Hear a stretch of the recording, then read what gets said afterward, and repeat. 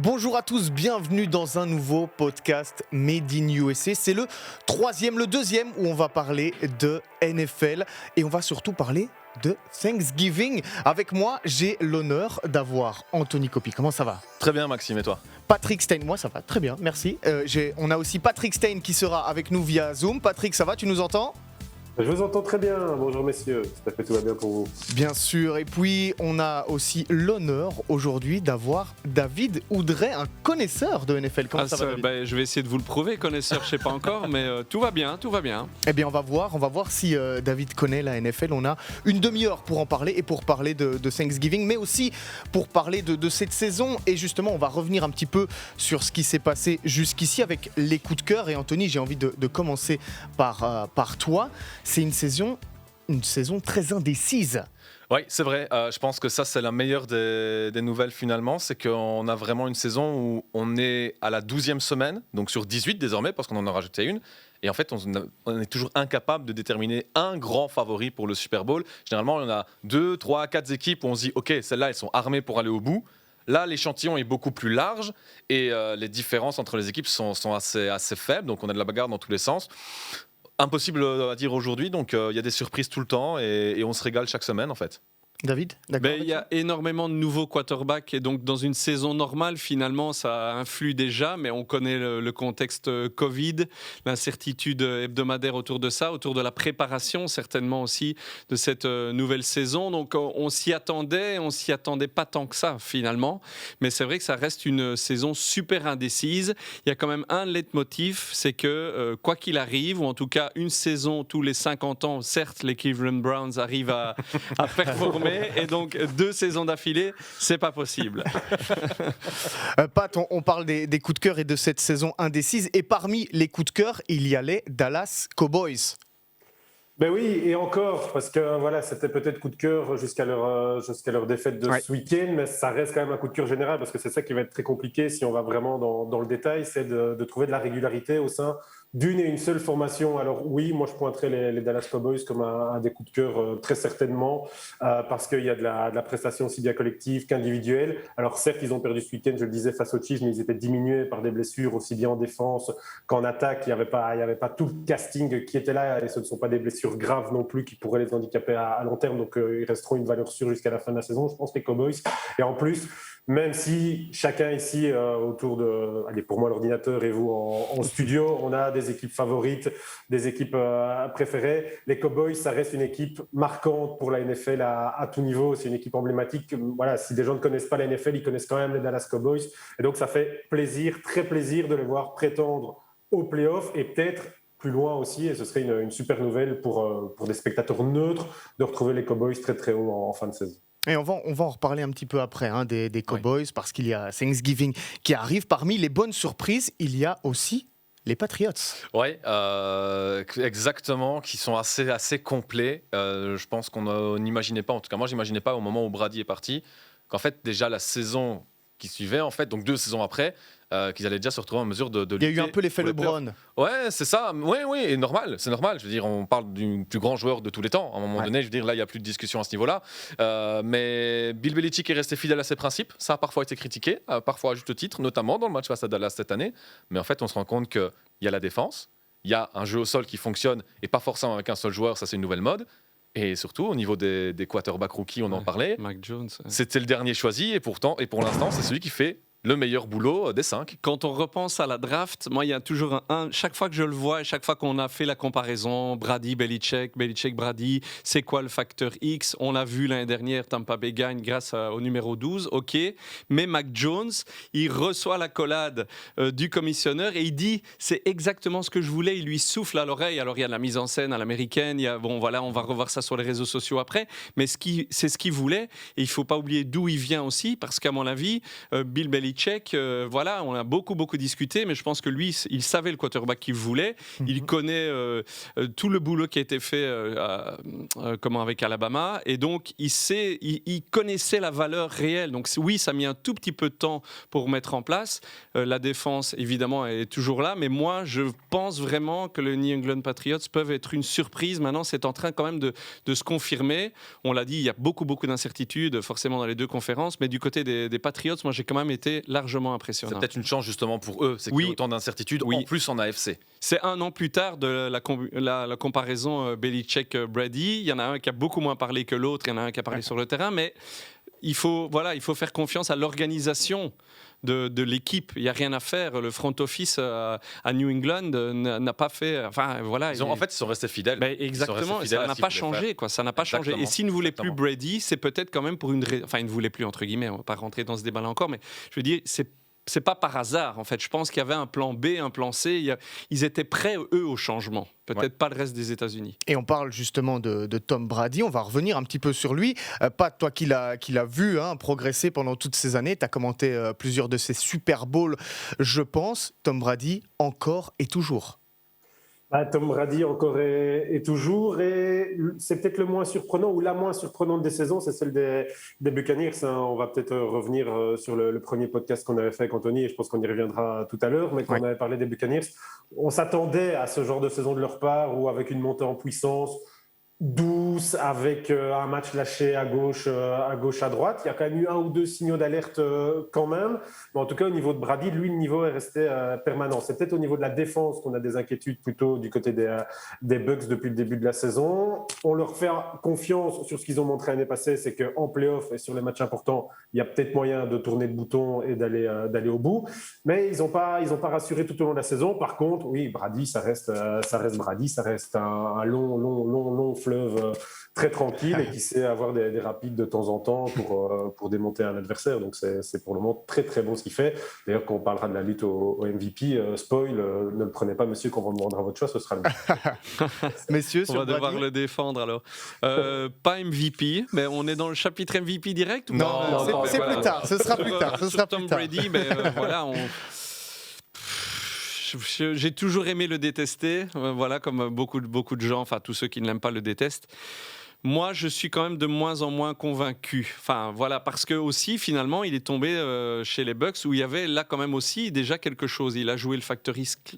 Il leur manquait un quarterback. Il leur manquait le quarterback. Ils ont pris le meilleur. Donc, ok, très bien.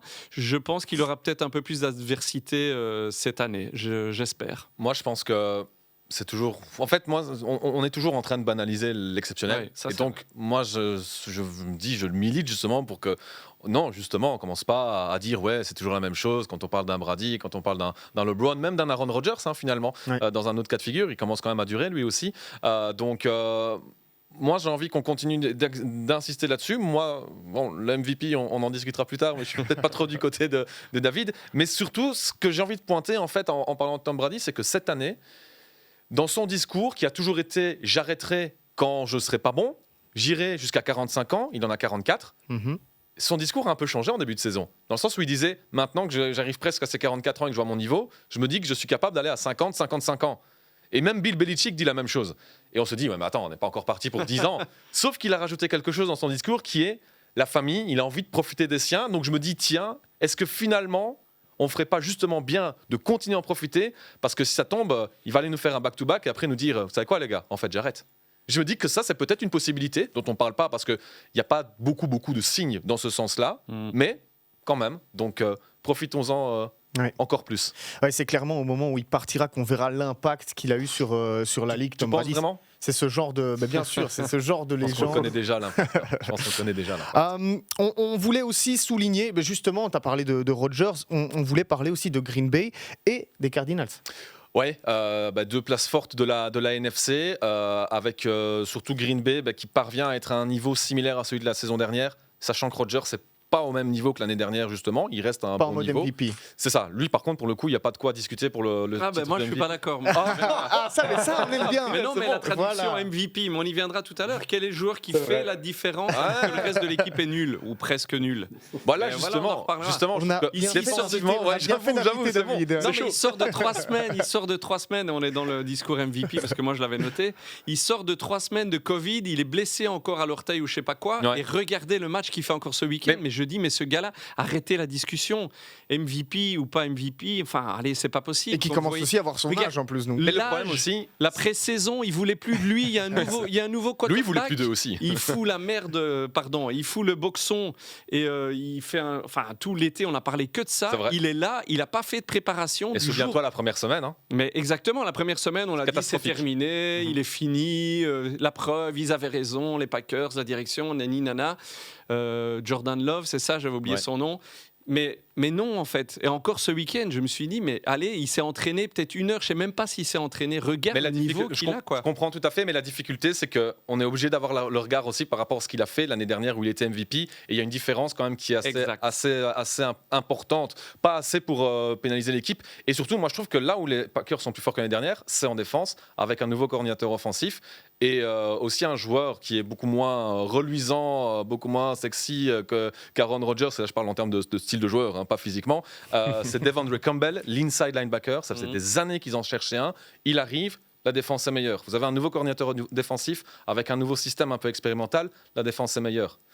Moi, je pense que c'est surtout ça qui fait qu'aujourd'hui, les Packers me semblent peut-être encore plus proches du titre qu'ils ne l'étaient il y a un an, avec un Rodgers qui reste à un niveau intéressant et même très bon. C'est juste que c'est moindre que l'année dernière et c'est pour ça que moi j'aurais tendance à le mettre dehors. Mais je vais laisser Pat. J'allais dire, pour vous départager, demandons un petit peu ce que Pat en pense. Je vais couper au milieu, non, mais je dirais quand même attention aux blessures côté Packers, surtout sur les lignes, ça commence à tomber à gauche, à droite. On se souvient que l'absence de Bakhtiari l'année passée en play-off avait été vraiment prédominante, je pense. Et voilà, il y a des hommes de ligne qui sont en train de tomber du côté de Green Bay pour justement donner cette protection maximale qui permet à Rodgers d'exprimer son talent au mieux.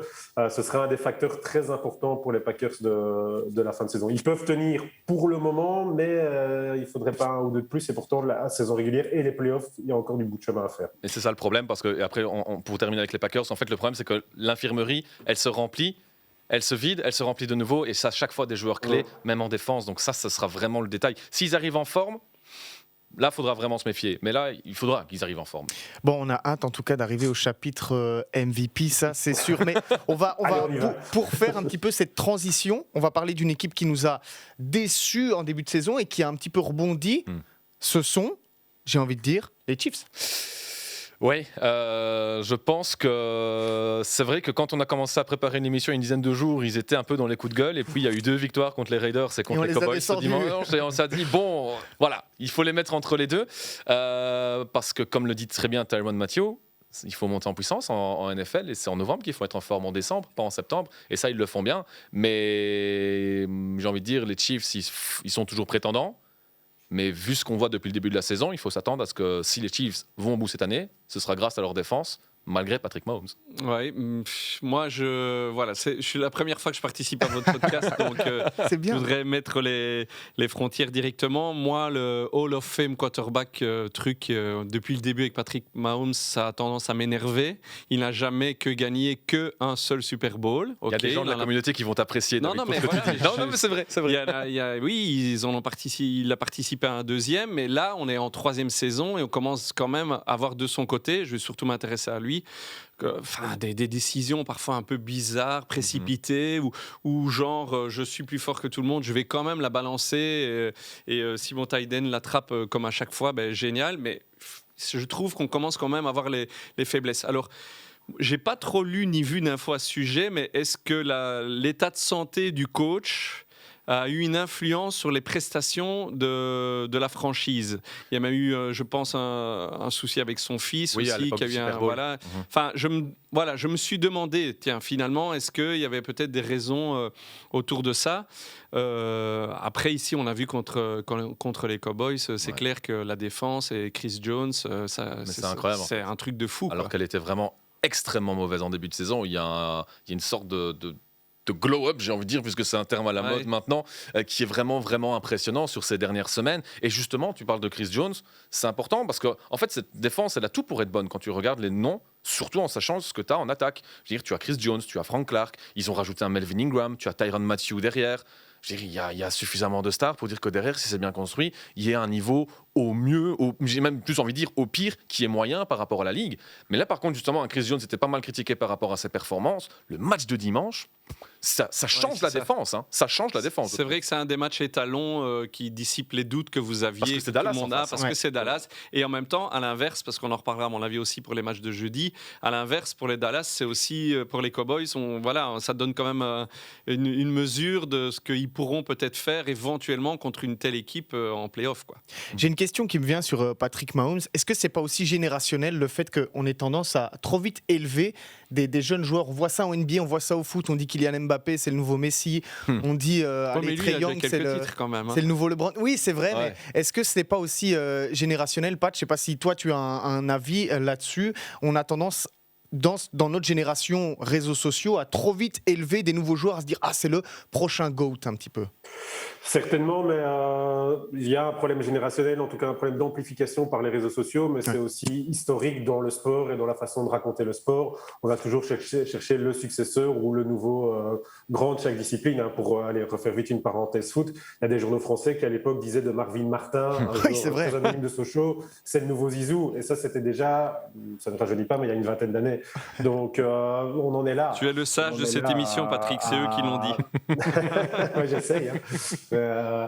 Donc oui, tout est amplifié par les réseaux sociaux parce que le rabâchage, etc., est beaucoup plus amplifié, beaucoup plus présent. Et donc toutes les semaines, il y a quelqu'un pour dire quelque chose, pour avoir une vidéo, pour avoir des marques, pour avoir un nouveau réseau social qui se l'approprie. Donc oui, mais c'est aussi historique au sport de s'enflammer en fait. Et ça fait partie des émotions aussi qu'on aime ou qu'on n'aime pas. Et il faut parfois s'enflammer, il faut parfois prendre du recul. C'est ce qu'on essaie de faire dans ce podcast. Sur Mahomes, ils se sont emballés même avant la première victoire en Super Bowl. Hein. En même temps, dans les actions qu'ils faisaient. Non, je sais, la purée, quoi. Les actions... En fait, les gars anticipaient qu'ils n'allaient plus avoir Tom Brady, et donc ils se sont dit c'est ça. Une nouvelle star. C'est vrai. C'est aussi pour vendre, c'est aussi le côté commercial. On avance parce que le temps file un petit peu, et donc on va parler des Browns, évidemment, parce qu'on a David avec nous. Vous me l'avez. C'est pour ça qu'en fait, c'est pour ça qu'il faut avancer, parce qu'on sait que là on en a pour une demi-heure. On sait qu'on a un petit temps. Donc les Browns, on les a mis un petit peu dans les déceptions, d'accord ou pas avec nous? Non, mais tout à fait d'accord, c'est honteux. Je suis un peu supporter des Browns, je suis allé un an comme étudiant d'échange dans l'Ohio à 1 heure du lac Erie. Alors, j'ai toute ma question, c'était quand et est-ce qu'ils étaient déjà mauvais à cette époque? Donc, je réponds d'abord à la deuxième question, ils ont pratiquement été toujours mauvais. C'était avant Bernie Kosar et c'était avant le déménagement ou la vente de la franchise. Donc c'était en 92-93, mon année là-bas. Donc c'était l'année de Troy Aikman, Super Bowl 27 à Pasadena, et Michael Jackson à la mi-temps. Wow. Donc c'était ça, moi j'ai vu à la télé là-bas. Mais sur les Browns, moi je vais faire semblant de rien, je vais noyer le poisson. Je suis content qu'OBJ soit parti, comme ça je vous parle pas vraiment du niveau. Non, mais c'est une déception. Après, je reste quand même, maintenant j'arrive en écoutant régulièrement les médias de l'Ohio et de Cleveland, je pense que la plus grosse erreur, c'est Mayfield qui va chercher le tacle en deuxième semaine et qui est blessé. Et donc, moi, je ne comprends pas l'entêtement actuel à le laisser présent sur tous les matchs. Le match de ce week-end contre les Lions ne m'a pas du tout convaincu, alors que franchement déjà avant le match on avait mis la petite croix en disant ce sera une victoire ouf. Dans la division, il faut quand même noter, parce que j'ai revérifié les stats parce que je n'ai pas votre mémoire de jeune, n'est-ce pas Pat, à tous les deux, mais c'est quand même la seule division où les 4 équipes sont au-dessus de 500 quoi. Donc finalement voilà, c'est ce que je me dis oui, on est déçus, les Browns sont décevants. Pourquoi? Aucune idée. Myles Garrett s'est un peu épanché en disant que les choix défensifs, et c'est vrai que moi ce qui m'a plus surpris par rapport à l'année dernière, c'est qu'on n'est jamais surpris en fait. On n'est plus jamais surpris. Alors moi je me dis, moi dans mon fauteuil du fin fond de la Belgique, je ne suis pas surpris ni sur les choix en attaque, ni sur les choix, les plays qui sont appelés en défense, et je me dis mais c'est pas possible en fait, il y a un moment il va falloir quand même changer un tout petit peu la manière manière de fonctionner. Et rapidement, il y a eu les blessures des running backs aussi, forcément, les absences pour Covid. Et on sait que de toute façon, toute l'attaque était basée sur d'ailleurs, les chiffres étaient là pour le prouver l'an passé. Voilà, avec Hunt et Nick Chubb, l'alternance était parfaite, le duo parfait. Il n'y en a jamais un des deux qui est là avec l'autre cette saison. C'est d'autant plus frustrant quand tu vois en fait toutes les armes qu'il y a à disposition des Browns cette année. Défensivement, il y a ce qu'il faut. Myles Garrett fait une énorme saison. Entre autres, il n'est pas le seul. Et puis tout le travail d'Andrew Berry en intersaison a été fait pour améliorer cette défense. Exactement. Mais purée, la défense est pratiquement... Enfin non, allez, c'est une des pires de la ligue. Tu te dis quand même, tu as une défense, tu as un jeu au sol, ok, tu as les blessures, mais bon, quand Nick Chubb est là, on voit tout de suite la différence, on l'a encore vu ce week-end. Et en plus de ça... C'était contre les Lions. Ouais, ok, mais il revenait de blessure aussi. Mais d'accord, c'est vrai. Mais c'est d'autant plus frustrant qu'en plus... Ils gardent Mayfield, c'est pas comme s'ils avaient un backup dont on sait qu'il est capable de rien. Case Keenum, l'année où il a été backup, il était titulaire, je pense, à Minnesota quand il va en finale de conférence. On lui demande pas de faire plus en fait.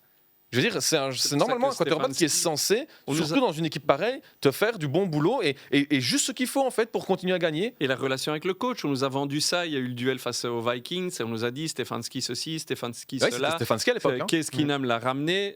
Il a ramené Case Keenum. Donc on se dit, mais la solution, elle est là. Donc 2-3 semaines de pause sans Baker Mayfield. Je ne crois pas qu'on aurait gagné beaucoup plus de matchs. Pardon, je dis on. Mais je ne pense pas qu'on en aurait perdu, perdu plus en fait. Et donc ça aurait permis de se reposer, de lui permettre de se reposer. Est-ce qu'on a atteint un plafond de verre? C'est difficile à dire parce que tu as l'aspect blessure, mais je veux dire, avant cette blessure, il faut, c'est méchant, mais il faut aussi voir les limites qu'on a vues de Baker Mayfield. Oui. Après, mais je le répète, il est blessé depuis la deuxième semaine. Donc ça. En fait, il n'est jamais. Mais même avant ça, je veux dire. Et le truc compliqué, je suis désolé, je vais un peu troller, mais le truc compliqué avec Cleveland, c'est regardez la liste des quarterbacks depuis 20 ans. Regardez Baker Mayfield, c'est le meilleur d'entre eux. Tout simplement. Ça, et donc, il y a une attache de toute façon. On sait à quel point c'est compliqué d'aller en trouver un.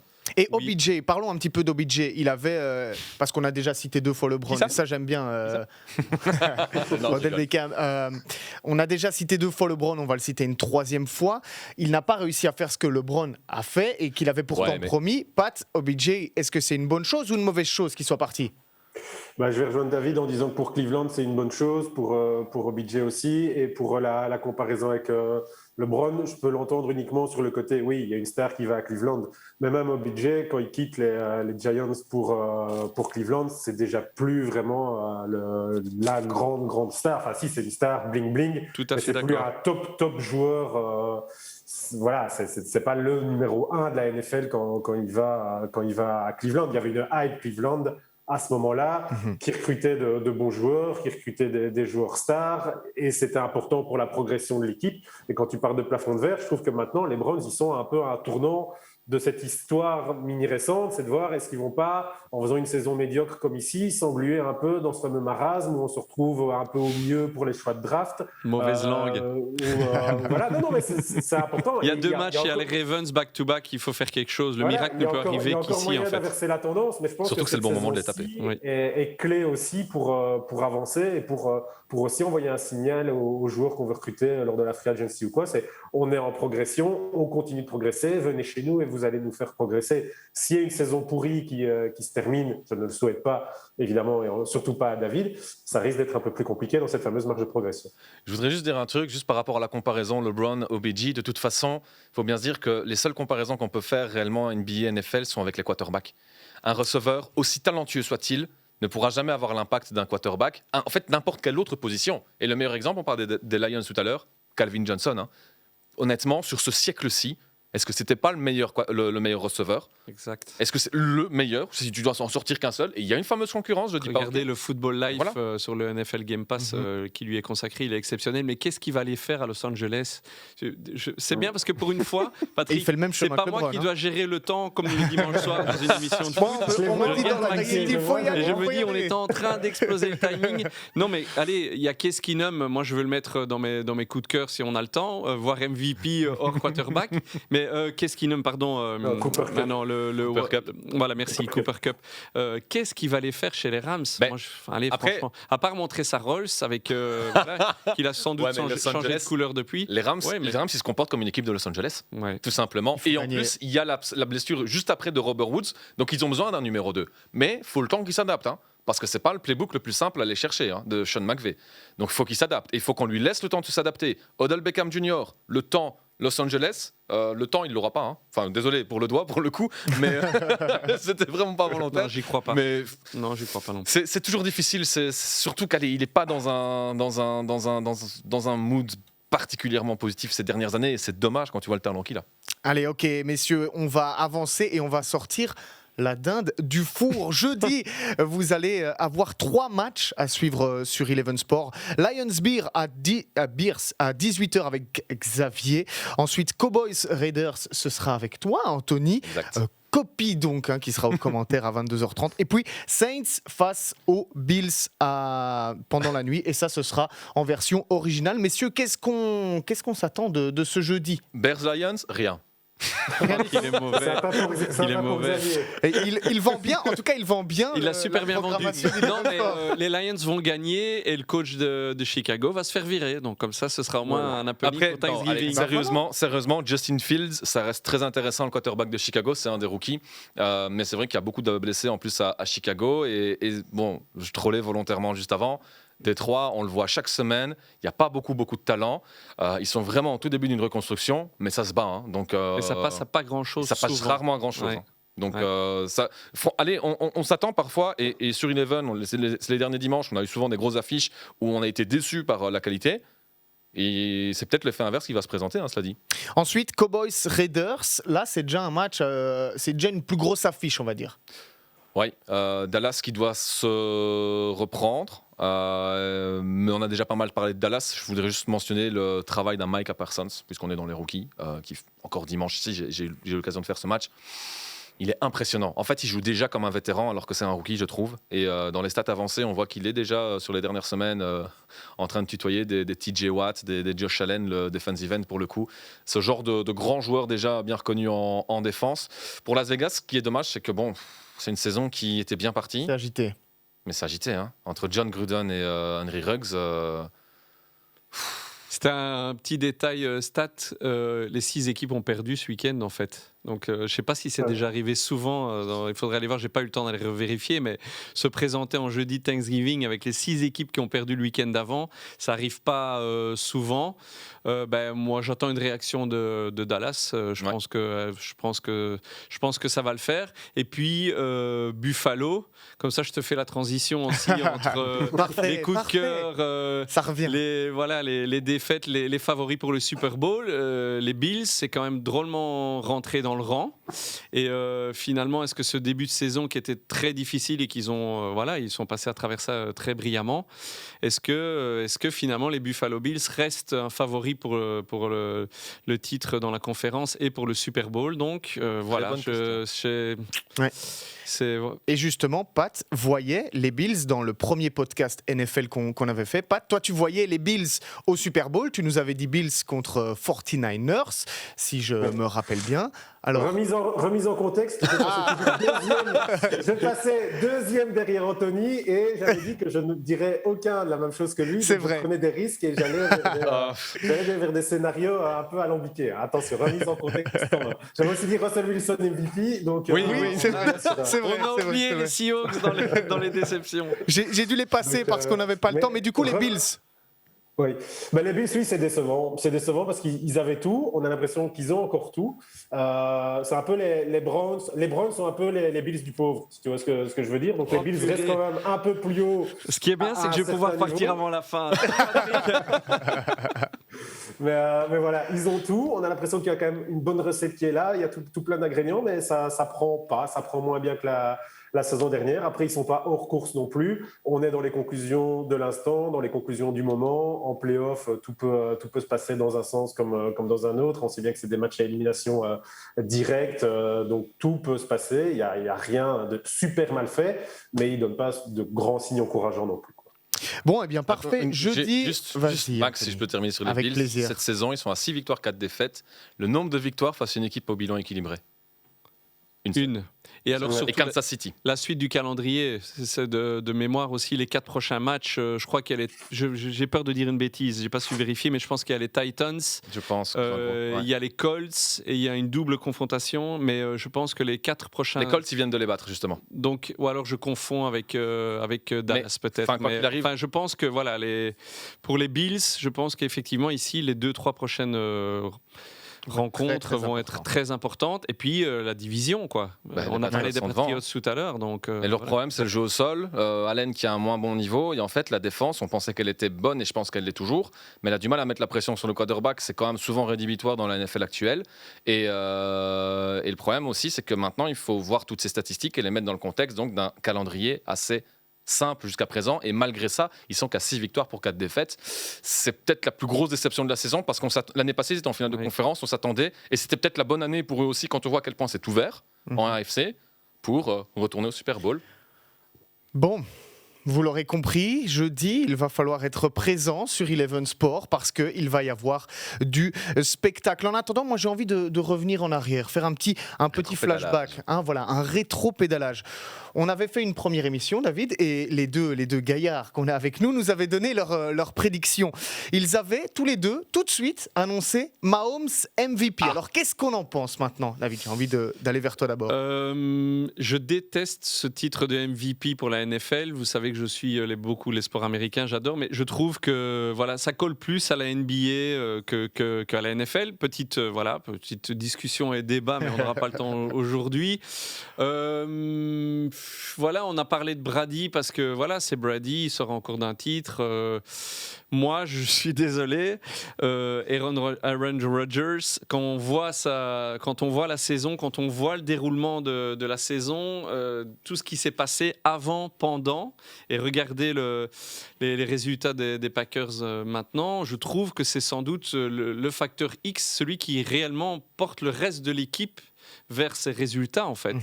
Donc moi je vais plus pour Aaron Rodgers, mais alors après c'est l'éternel débat du MVP. De toute façon ce sera un quarterback, donc c'est ça qui en est fait, en fait ce qu'il faudrait c'est que Jonathan Taylor du côté des Colts sur une bonne série, mais ils lui donneront jamais. C'est pas assez clinquant à côté des autres, non. Même Cooper Kupp, on en a parlé 2 secondes. Tu sais qu'il le mériterait peut-être même encore plus. Celui qui faisait des grosses saisons ces dernières années et qui aurait peut-être dû être dans la discussion et qui était parfois, c'était Aaron Donald. Cette année, il est un peu moins dedans, c'est dommage. Parce que s'il fait une saison imaginez un défenseur MVP, c'est encore... Ouais, voilà. Je pense que Pat voulait intervenir. Non, je voulais donner un nom aussi comme ça et surtout dire que la course au MVP en fait reflète complètement ce qu'on a dit en début d'émission sur les équipes. Ça n'a jamais d'habitude, voilà, à ce stade-ci de la saison, il y a 3 candidats max. Ici, on peut élargir une grosse liste à 5, 6 parce que le niveau est très condensé. Si les Cowboys continuent, moi, je mettrais peut-être ma petite pièce sur Dak Prescott aussi, sur ce côté flamboyant, Cowboys. Il est de moins en moins jeune aussi, Prescott, mais voilà, c'est un joueur qui monte et ça pourrait faire un beau MVP. Et on parlait des rookies. Alors d'un côté, j'avais Trevor Lawrence, balancé par Anthony Coppi, et puis j'avais... Ah si, oui, pardon. Mac Jones, oui, il faut assumer maintenant, Anthony. Et puis de l'autre côté, j'avais Pat qui nous avait dit Mac Jones. On en pense quoi de ce côté? Moi, là, je suis chez Patrick, évidemment, mais j'y croyais pas du tout. J'avais pu parler en premier cette fois-là. Donc voilà. Mais Trevor Lawrence, vous pouvez le mettre aussi peut-être dans les déceptions. Voilà, mais ça, c'est la draft en trompe-l'œil, quoi. C'est toujours pareil. C'est toujours pareil. Il faut voir où il va débarquer, avec qui. Et tu vois la différence avec Jones. Jones, il est dans une bonne organisation avec une équipe prête. Exactement. Lawrence, il arrive, c'est le désert. Pourtant, il n'y a pas de désert en Floride, mais là, il est seul avec du monde autour. En fait, Urban Meyer qui sortait, c'est ça, qui sortait de problèmes à Ohio State, qui a toujours été un excellent coach en collège, mais j'y croyais pas du tout en NFL. En plus, avec un rookie quarterback, c'était pratiquement voué à l'échec d'avance. Je vais donc changer, moi, du coup. Ah, qui mais je vais pas aller vers Mac Jones. Je respecte beaucoup ce qu'il fait, malgré tout, mais pour moi, il y a un rookie qui a eu encore plus d'impact que lui. C'est Ja'Marr Chase, le receveur des Bengals. Il y a une vraie connexion qu'il y avait déjà à l'université avec Joe Burrow. Il est incroyable. Franchement, incroyable. Lui, on parlait déjà de Micah Parsons côté défensif, où là, il n'y a pas de débat pour le rookie de l'année. Mais Chase, il arrive, c'est un receveur, il est drafté très haut. Et à eux deux, ils donnent une allure à cette attaque vraiment hyper impressionnante, je trouve. Et ils sont encore en course pour les playoffs en plus. Donc moi, j'irai pour Jamar Chase. Ouais, mais ils sont dans la division de. Oui, je sais. Moi, je peux pas dire du bien d'un Bengal. Faut pas rire quand même. C'est interdit, c'est Faut pas interdit. rire. Bon, merci Anthony, seul avec du monde autour. Très belle référence à Aurel San. Il l'avait promis, Anthony, et il l'a fait. Messieurs, on a dégusté la dinde, elle était parfaitement bonne. Et maintenant, on va passer au dessert et j'ai réservé une petite surprise parce qu'on a David Oudré avec nous. Aïe. Et donc, je me suis dit, en un mot, je vole et j'assume complètement. Alors, en un mot, cette saison est... C'est l'instant Pascal Chimé du Potiron. Elle est potiron. Elle est potiron, ok. Elle est Comme ça, potiron. vous avez le temps de réfléchir les autres. Hein. Elle est- Alors On a la même question, nous, du coup. Ah oui, bah oui, bien sûr. Elle est exceptionnelle. Ok, Pat. Elle est loin d'être finie. Ouh. Un seul Ça mot. fait plusieurs Je mois. peux quand même expliquer mon potiron. Oui, Pas bien sûr, Pumpkin bien Pie sûr. Thanksgiving, le dessert traditionnel, et on la découpe en morceaux et on sait jamais quel morceau choisir. Et il y a tellement de choix cette année dans cette tarte découpée que très compliqué de choisir le bon morceau de la pumpkin pie en dessert à Thanksgiving.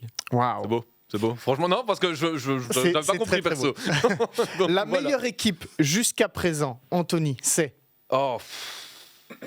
Arizona.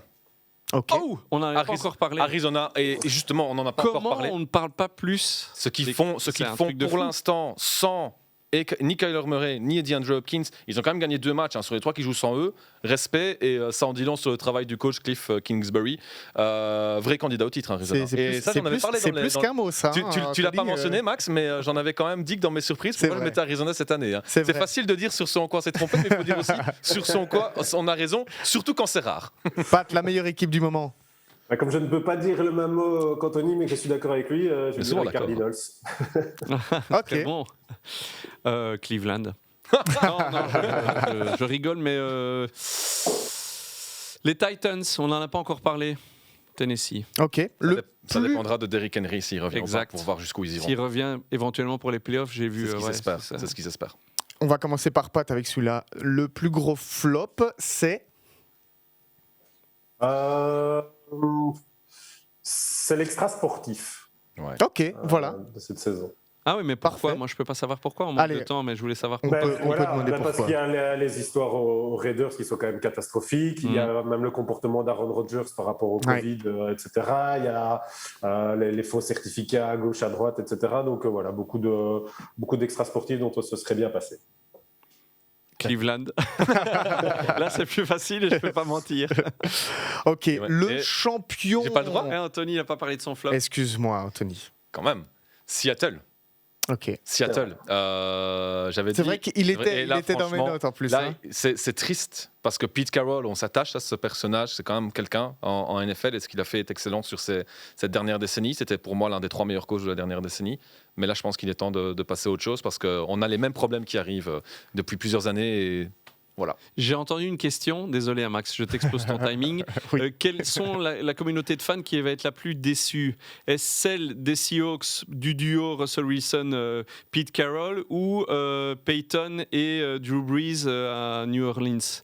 Parce que finalement, ces C'est duos-là, une excellente question. finalement, comment choisir dans la plus grosse déception des deux? Parce que voilà, il n'y a eu qu'un Super Bowl. Moi, en je tout dirais, cas, je pour dirais- je Russell dirais New Wilson, Orleans. quoi. New Orleans, ils ont été plus souvent proches et surtout ces dernières années.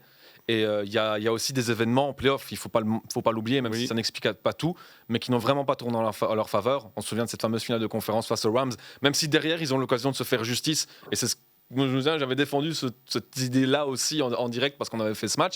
Mais en attendant, ce call, il ne doit jamais avoir lieu. Ouais, mais Et depuis, c'est il contre balance eux. les flags, Et vous ouais. approchez Ouais, d'un ouais, défenseur c'est ça. ou inversement, il y en a un qui tombe. Moi, je dirais les Saints, mais c'est une très très bonne question. Les deux, c'est une grosse déception. Un seul titre, on s'y attendait pas. On s'attendait à plus. Hein. Surtout peut-être Seattle, encore, parce qu'ils avaient une grosse dynastie. Et derrière, ils sont souvent allés en playoff, c'est bien, mais bon. Ok. Messieurs, dernière question. Anthony, je vais commencer par toi, vu que j'ai failli t'oublier. Je m'excuse, évidemment. Il faut regarder Thanksgiving sur Eleven Sport parce que... Parce que de la NFL en direct à partir de 18h30 avec seulement un match, c'est une bonne manière aussi de se mettre en jambes. Il y a des équipes avec beaucoup d'enjeux. Il y a des joueurs intéressants partout. Je parlais de Justin Fields, je parlais de Dallas. Offensivement, c'est censé être un superbe show. Il se passe toujours quelque chose à Thanksgiving. Il y a toujours une action d'éclat. Hier, c'était les 9 ans du fameux butt fumble. Il faut savoir que des fois, il y a des joueurs, ils foncent dans les fesses de leur équipier et ils perdent le ballon Marc comme Sanchez, ça. c'est ça? Non, c'est incroyable. Ouais. Mais elle est incroyable, cette vidéo. Ok. Donc voilà, il se passe souvent des choses assez intéressantes. Et surtout, il faut attendre, voilà. Pas forcément se laisser avoir si le premier match est décevant, le deuxième ne le sera pas forcément et tout. Et inversement aussi, qui sait. Plus ou moins 215 mots, je te remercie. C'était en un seul mot. Bien sûr. Pat, Faut le en un mot. répéter. Hein. Ouais, mais il y a C'est un tiré vrai, entre chaque mot. Mais Ça en j'ai fait pas un encore seul. l'habitude, en Je fait. comprends. Il faut le J'essaye. répéter parce que sinon, vous n'avez jamais de réponse en un seul mot. Pat. Parce que les commentateurs, évidemment, salutations à Xavier qui lancera la soirée, puis Anthony, et puis dans la nuit en VO avec toute l'expertise américaine, donc il y en aura vraiment pour tous les styles. Comme Il dit les commentateurs alors qu'il n'est pas là. Hein. Je précise. Oui, quand même. C'est bien, c'est bien. Sinon, je ne l'aurais pas dit. David, pour Parce terminer. que vous n'avez pas le choix, parce que je suis invité aujourd'hui par Eleven. Merci de votre invitation. Et donc, ne manquez surtout pas. Surtout parce que le plaisir est plus long. Bon, certes, il y a toujours un match le jeudi, mais là, vous en avez 3. Donc, le plaisir vient un tout petit peu plus tôt dans la semaine pour vous, les fans de NFL. Eh bien voilà, c'est parfait pour terminer ce podcast. On a pris un petit peu plus de temps, mais voilà, on s'est fait on est plaisir pour ce petit repas entre nous. J'espère en tout cas de votre côté, de l'autre côté, que ce soit en podcast ou sur YouTube, que vous avez apprécié ce contenu. Messieurs, merci beaucoup d'avoir été présents aujourd'hui. On se dit à très très bientôt pour encore plus de sport américain, de Made in USA, de NFL. Bon Thanksgiving à tous et à très bientôt. Ciao!